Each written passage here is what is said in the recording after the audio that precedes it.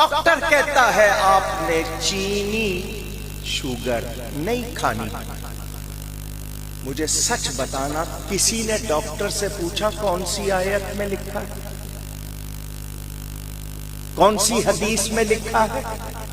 उसने कह दिया चीनी नहीं खानी, आप नहीं खाते। उससे आयत भी नहीं पूछ रहे, हदीस भी नहीं पूछ रहे, और मीलाद मनाने के लिए आप कहते हैं आयत सुनाओ,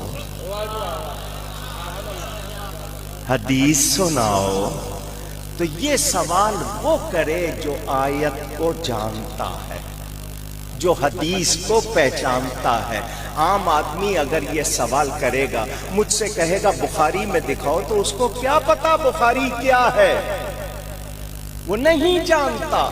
तो सवाल वो करे जिसको मालूम हो कि कुरान हदीस से दिखाओ। वो कुरान हदीस, कुरान में उलमा बैठे हैं, इशारतुन नस है, इबारतुन नस है, दलालतुन नस है, इक्तिज़ाउन नस है। ये 4 तरीके हैं जिससे मसला निकाला जाता है। इस्तिंबात किसको कहते हैं, इस्तिखराज किसको कहते हैं, इस्तिदलाल किसको कहते हैं। उसको हवा नहीं लगी और कहता आयत सुनाओ। ऐसे शख्स को यही कहूंगा कि पहले समझो मसला कैसे निकलता है। जहां तक बात मीलाद की है, बयान कुरान में भी है, बयान हदीस में भी है। कच्ची बात इंशाअल्लाह नहीं करूंगा।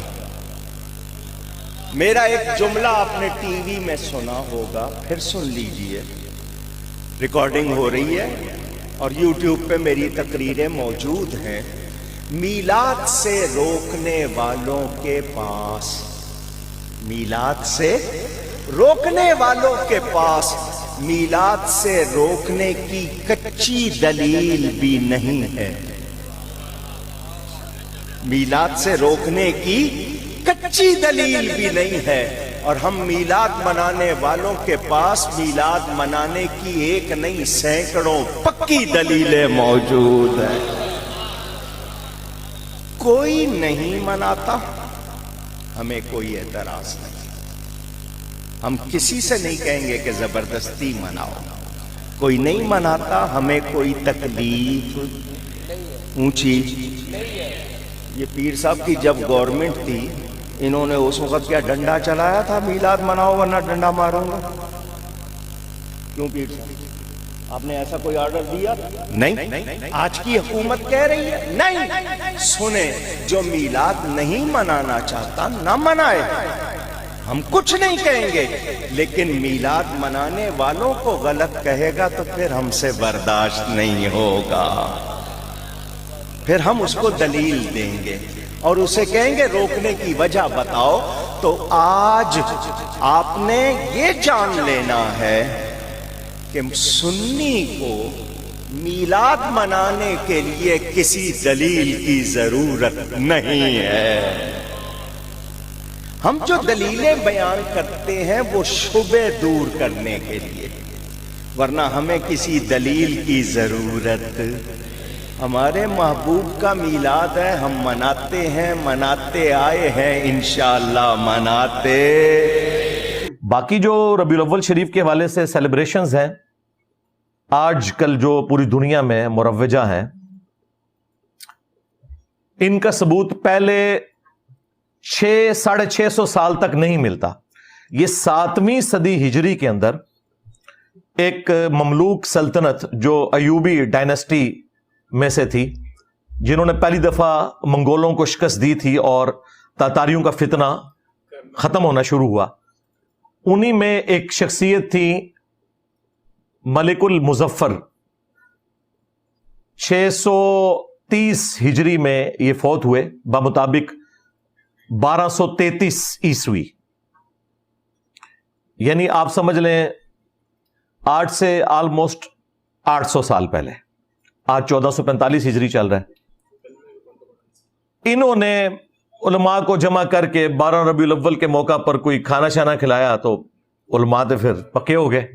उन्होंने कहा सरकार पिछले साल खुआया सी, इस साल भी खुआओ। करते करते करते फिर उस टाइम किताबें लोगों ने लिखनी शुरू कर दी कि जी मिलाद मनाना तो बड़े सवाब का काम है, और बल्कि ये जो ہمارے بادشاہ نے شروع کیا ہے، یہ تو ایک صدقہ جاریہ ہے ان کے لیے. ان کو یہ بھی خیال نہیں آیا کہ 800 سال تک جو ان سے بڑے عاشقان رسول تھے ان کے دماغ میں یہ بات کیوں نہیں آئی کہ آپ نے ربیع الاول کو اس طریقے سے سیلیبریٹ کرنا ہے. جہاں تک ربیع الاول کے مہینے میں نبی صلی اللہ علیہ وآلہ وسلم کی شخصیت کو ڈسکس کرنا ہے، اس کے اوپر تو اجماع امت ہے، اس سے کسی کو انکار نہیں ہے.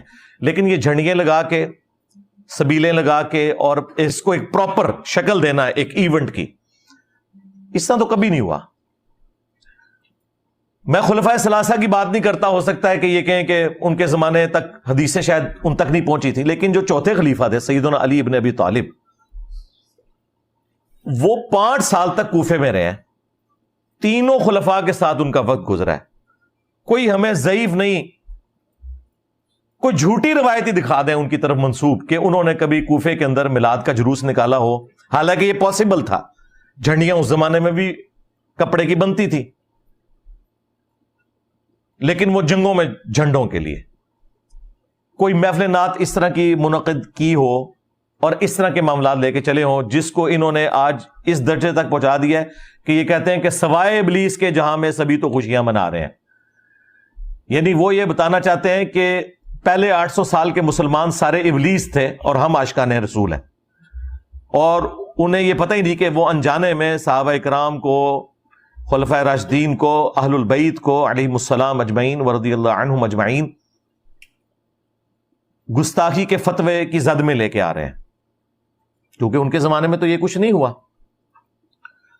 پھر اس کو جو ترویج ملی ہے نا زیادہ، وہ آٹومان امپائر جو تھی سلطنت عثمانیہ، 1588 عیسوی کے اندر، آج چل رہا ہے 24 ستمبر 2023، 1588 عیسوی میں جو سلطنت عثمانیہ تھی انہوں نے اپنی امپائر کے اندر آفیشلی 12 ربیع الاول کی چھٹی ڈکلیئر کر دی. یعنی پھر پراپرلی اس پورے مسئلے کو گود لے لیا انہوں نے، اور پھر وہ سارے کا سارا سلسلہ چلتا رہا. یہی وجہ ہے کہ آپ کو ہمارے بریلوی علماء کہتے نظر آئیں گے کہ جی یہ وہابیوں کے آنے سے پہلے تو وہاں میلاد کے جلوس نکلتے تھے مکہ مدینے میں. جناب وہ جو نکلتے تھے مکہ مدینے میں جلسے جلوس، وہ 400 سال پہلے سٹارٹ ہوئے تھے، اور جو پہلے 800 سال کے مسلمان ہیں جو جلسے جلوس نہیں نکالتے تھے ان کے بارے میں آپ کا کیا عقیدہ ہے؟ یہ کہتے ہیں نہیں پرانے بزرگوں کو نہیں مانتے. سرکار پرانوں کے نہیں، درمیانوں کو نہیں مانتے. پرانے تو ہیں صحابہ کرام، خلفائے راشدین، اہل البیت علیہم السلام، تابعین، تبع تابعین. تمہارے بزرگ آئے 800 سال بعد اور امت کو ایک تحفہ دے کے چلے جائیں تو وہ پرانے کہاں سے ہو گئے؟ 800 سال بعد تو ہم بھی پرانے ہو چکے ہوں گے. جی پرانے بزرگ، پرانے نہیں سرکار، درمیانے. پرانے تو ہے ہی نہیں ہیں. اور اسی صدی کے اندر، 7ویں صدی ہجری کے اندر، ایک اور بادشاہ آیا، ملک المنصور قلاوون. اس نے 678 ہجری کے اندر، آج سے 800 سال پہلے، کوئی منت مانی تھی، اس نے پکڑ کے گنبد خضرا رکھ دیا نبی صلی اللہ علیہ وآلہ وسلم کی قبر اطہر کے اوپر. اس ٹائم یہ گرین کلر کا نہیں تھا، وہ وائٹ کلر کا ہوتا تھا. اس کو گرین کلر ہوئے بمشکل 200 سال ہوئے ہیں. 1837 عیسوی میں، آج سے آلموسٹ 200 سال پہلے، سلطنت عثمانیہ کے لوگوں نے اس کا کلر گرین کیا. پہلے یہ وائٹ تھا. اور یہ گنبد بھی نبی علیہ السلام کی وفات کے 650 سال بعد رکھا گیا. یہ 7ویں صدی ہجری مسلمانوں کے لیے ایک سمجھ لیں 2 بڑی بدعتیں جو انہوں نے جاری کی امت کے اندر. اور بدعت میں اس لیے کہہ رہا ہوں کہ اس کی بنیاد کے اوپر انہوں نے باقیوں کو گستاخ کہا، اور یہ دونوں کام کیے سنیوں نے. میں نے اپنی کسی پرانی ویڈیو میں یہ بیان کیا تھا کہ یہ جو گنبد ہے یہ شیعہ حاکم نے رکھا تھا، تو اس پہ پھر میں نے اسی وقت رجوع ریکارڈ کروایا تھا کہ وہ شیعہ حاکم نہیں تھا، وہ بھی یہ ایوبی ڈائنسٹی کا ہی مملوک امپائر کا ایمپرر تھا، ملک المنصور. یہ دونوں کام سنیوں نے کیے. میں مروجہ میلاد کا سلسلہ شروع کرنا، اب شیعہ نے بھی ادھار لے لیا ہے سنیوں سے، وہ بھی کر رہے ہیں. اور دوسرا یہ گنبد خضرا رکھنا، حالانکہ نبی علیہ السلام کے زمانے سے پہلے، آپ کی پیدائش سے بھی 35 سال پہلے آیا صوفیہ کا گنبد بنا ہوا ہے. یہ جو استنبول کے اندر آیا صوفیہ جو اب اردوغان نے کھول دیا ہے اور وہاں پہ جمعے کی نماز بھی ہوتی ہے اور عام دنوں میں میوزیم، یہ نبی علیہ السلام کی پیدائش سے بھی 35 سال پہلے کا بنا ہوا ہے. کتنا بڑا گنبد ہے، یعنی ٹیکنالوجی موجود تھی. حضرت عمر کے دور میں آج کے اربوں ڈالرز جزیہ ملتا تھا رومن امپائر سے مسلمانوں کو، وہ تو سونے کا گنبد بنا کے قبر رسول پہ رکھ سکتے تھے.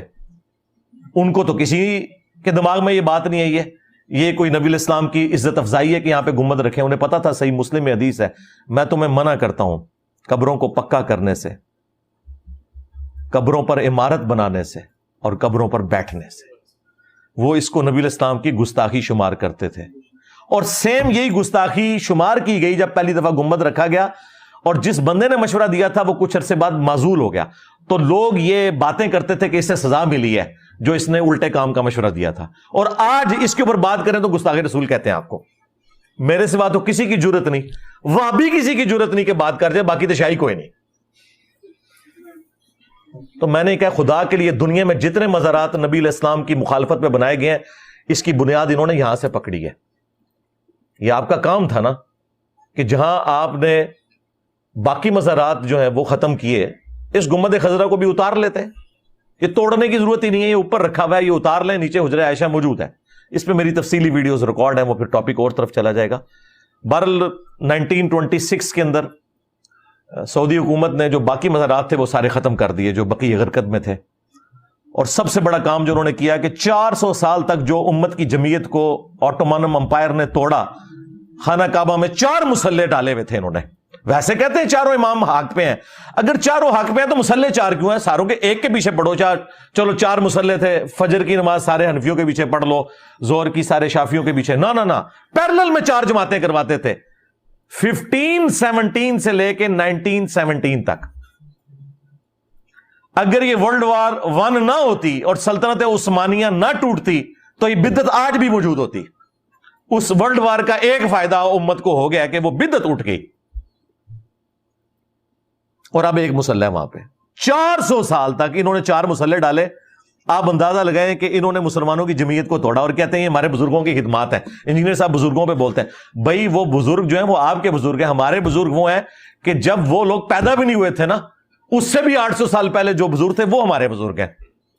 بدعتیں تم داخل کرو دین میں. جب ہم بولیں ایک غریب تو بدتمیز نہ سوئی تو میں نبی سا ہے ہی کوئی نہیں، تیرے بابے تھے شاہ ہی کوئی نہیں، لے جو بابے تھوں دبو انہوں جا کے اٹھ.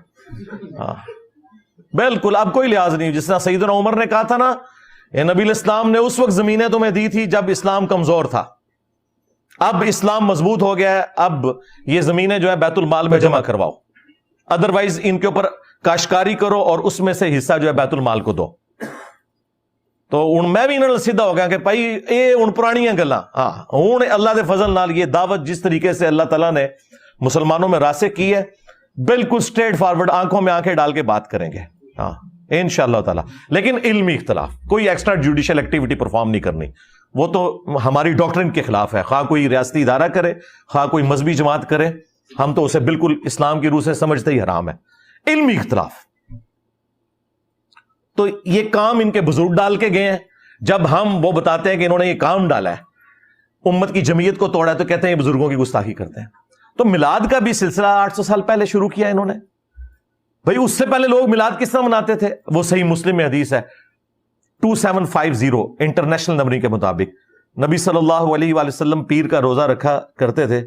پوچھا کہ آپ کیوں رکھتے ہیں؟ تو فرمایا فیہ ولدت وفیہ انزل علیہ، اس دن میں پیدا ہوا اور اسی دن مجھ پر پہلی دفعہ وحی نازل ہوئی. تو نبی صلی اللہ علیہ وآلہ وسلم جشن قرآن اور جشن ولادت مصطفیٰ صلی اللہ علیہ وآلہ وسلم ہر سال نہیں، ہر مہینے نہیں، ہر ہفتے منایا کرتے تھے پیر کا روزہ رکھ کے. اور انہوں نے لنگر چک کے رکھا ہوتا ہے. نبی علیہ السلام روزہ رکھتے تھے، یہ لنگر نو دب کے رکھتے رہے. آج سے آلموسٹ 22 سال پہلے کی بات ہے، 22-23 سال، 2001 کی بات ہے. اس زمانے میں میں نے جو ربیع الاول کی لائٹنگ کا سامان ہے نا، کوئی 1-1.5 لاکھ روپے کا بنایا ہوا تھا، وہ میرے گھر میں رکھا ہوا تھا، تنخواہیں جوڑ جوڑ کے. والد صاحب جو پاکٹ منی دیتے تھے. اپنی جاب تو نہیں لگی ہوئی تھی, 2002 میں نے جوائننگ دی, پھر اس کو مزید ایڈ کیا. تو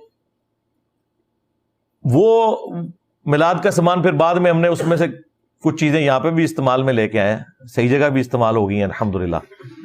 تو اب ہم تو پوری نیک نیتی کے ساتھ یہ معاملہ کر رہے تھے. یقین کریں ہمیں کبھی یہ وہم بھی نہیں آیا تھا کہ ہم یہ جو کچھ کر رہے ہیں یہ نبی علیہ السلام کی خوشنودی کا کام نہیں ہے, وہ تو دین ہی کوئی اور ہے. اس لیے اس مینٹالٹی کو میں سمجھتا ہوں. آپ نے ان کے ساتھ بات کرنی ہے عقلی دلائل کے ساتھ, علمی دلائل کے ساتھ.